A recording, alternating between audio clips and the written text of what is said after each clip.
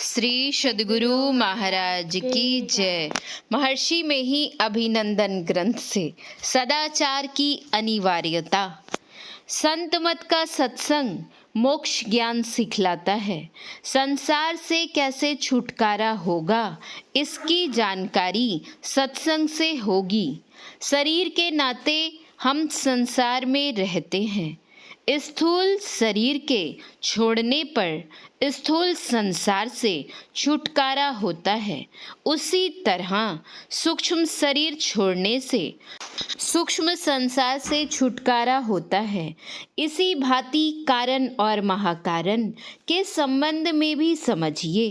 इस छुटकारे का मार्ग बताए जाने के कारण ही संत मत मोक्ष धर्म है।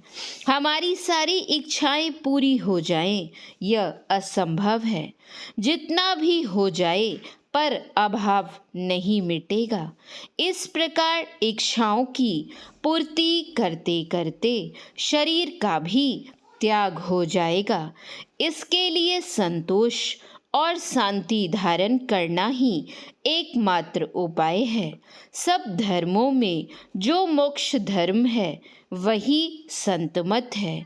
मैंने भी पहले संत मत को नहीं समझा था।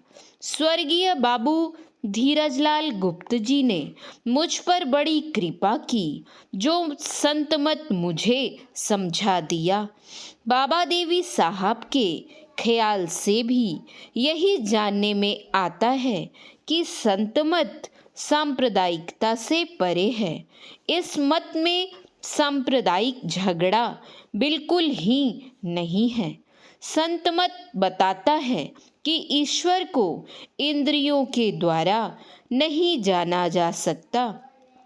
बहुत कहने सुनने से भी वे नहीं जाने जा सकते। बिंदु और नाद में भी ईश्वर की पहचान नहीं होगी। बिंदु नाद से अतीत परमात्मा है। यह सत्य पवित्र बर्तन में ही अटता है। यह पवित्रता क्या है? सदाचार। पंच पापों का परित्याग कर चेतन वृत्ति को विषयोंद्रियों से समेट लेना ही वह पवित्रता है। बिना सदाचार का पालन किए, विषय पर संयम किए बिना मोक्ष मार्ग पर चलना और बढ़ना असंभव है। इस भांति अपने शरीर रूपी बर्तन को पवित्र बनाकर सदा अंतर्मुखी उपासना करो। सत्संग करते रहो, आपका कल्याण होगा।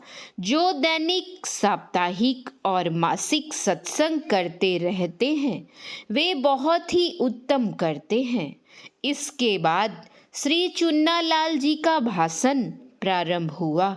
मुझे संत मत में बड़ा विश्वास है। पूज्यास्पद महर्षि जी का सत्संग प्रचार कार्य देखकर मुझे बड़ी खुशी होती है। संत मत एक ईश्वर पर पूर्ण विश्वास और भरोसा करने का आदेश देता है। और यह बात भी समझ लीजिए कि ईश्वर मन बुद्धि के जानने से परे है। उसे केवल आत्मा के द्वारा ही जान सकते हैं। आँख और कान के द्वारा आप बाहर में फैल गए हैं। उसका सिमटाव कर भीतर में देखिए और सुनिए तो बड़ा आनंद प्राप्त होगा। बड़े बड़े लोग ज्ञान की बातें तो सुनाते हैं परंतु साधन नहीं बताते हैं। तत्पश्चात श्री महेंद्रनाथ सिंह जी ने कहा, संत मत के विषय में कहा गया है कि संत मत किसी से ईर्ष्या नहीं रखता। सभी मतों का सार संत मत है। यह बिल्कुल ठीक बात है। अंतर की ओर देखो, यही संत मत है। संत मत का जलसा संतों के ज्ञान का प्रचार करता है। इस समय संत मत के प्रधान आचार्य महर्षि में ही परमहंस जी महाराज है।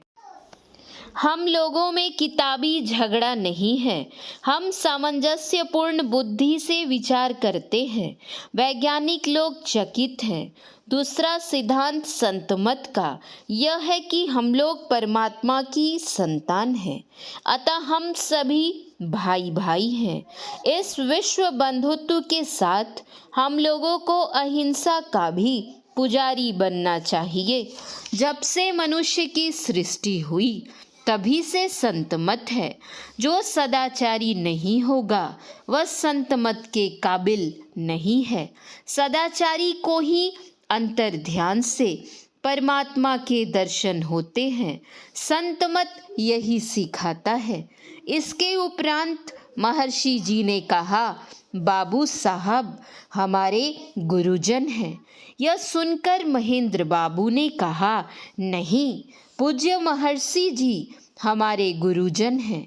पुनः आपने कहा, देखिए साहब इनके बड़े भाई से मैंने दृष्टि योग सीखा है, अतः ये मेरे चाचा गुरु है ना। समझदार लोग तो समझ ही गए होंगे। अच्छा सुनिए, ईश्वर इंद्रियों को अगोचर है, फिर अगोचर का ध्यान कैसे करें। गंगा स्नान करने वाले लोग पांव से चलकर गंगा जी तक जाते हैं तथा पुष्पादि अर्पित करते हैं। यह चलना और पुष्पार्पण दोनों ही गंगा जी की भक्ति है।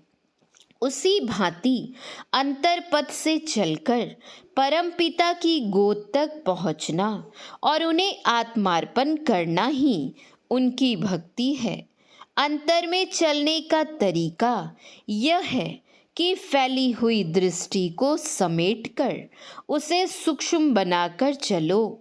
गुरु महाराज ने बताया है कि आँख बंद करो और अंधकार में देखो और बाहर में देखी हुई चीज़ों को बारंबार छोड़कर यानी उसका ख्याल विसार कर देखो तो प्रत्यक्षता होगी।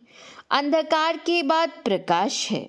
एक जीवित मनुष्य की आँख में ज्योति है, वह मुर्दे में नहीं है। जागृत अवस्था में सूरत का जहाँ निवास है वहीं चेतन वृत्ति के एकाग्र होने से ज्योति के दर्शन होते हैं। आदि में सद्गुरु परमात्मा से सूरत आई और यहाँ पर वह जीवात्मा कहलाई। जागृत अवस्था में जीव का निवास आँखों में रहता है, इसीलिए जीवित लोगों की आँखों में ज्योति है। मन की चंचलता को चलना कहते हैं और उसकी अचंचलता को बैठे रहना कहा जाता है। पर इस आंतर साधन में बैठे रहना ही चलना है। कबीर साहब ने कहा है, बैठा रहे चला पुनी जाता। अतः मन ज्यों ही एक बिंदुता में स्थिर होता है त्यों ही उसकी ऊर्ध्वगति हो जाती है। वह अंधकार से चलकर प्रकाश में पहुंच जाता है। प्रकाश मंडल के बाद मन छूट जाता है, तब केवल सूरत ही चलती है। प्रकाश से सूरत शब्द में चलती हुई शब्द से पार होकर परमात्मा को प्राप्त कर लेती है। यहाँ सूरत और मन की स्थिरता को ही चलना कहा जाता है। चेतन वृत्ति का सिमटाव करना ही चलना है। सिमटाव में एकाग्रता होने के कारण चैन मिलता है। तंद्रावस्था में प्रवेश करने के समय आप इसका स्पष्ट बोध करते हैं। इंद्रियों में फैली हुई चेतन धारों को एकत्रित कर उसे जीवात्मा के जागृत निवास केंद्र में स्थिर कीजिए। यह सिमटाव और स्थिरता ही बैठना है। कबीर साहब ने कहा है, बैठा रहे चला पुनी जाता। इस भांति बैठने से आप अंधकार से प्रकाश में और प्रकाश से शब्द में चले जाएंगे। जो उत्तम आचरण से नहीं रहेगा वह कभी भी अंतर की ओर नहीं जा सकेगा। चाहे आप कितनी ही उपासना कीजिए, प्रगति नहीं होगी। अतः श्रेष्ठ आचरण के साथ मन को एकाग्र कीजिए, तभी आपकी ऊर्ध्वगति होगी, तभी आप भीतर में चल सकेंगे।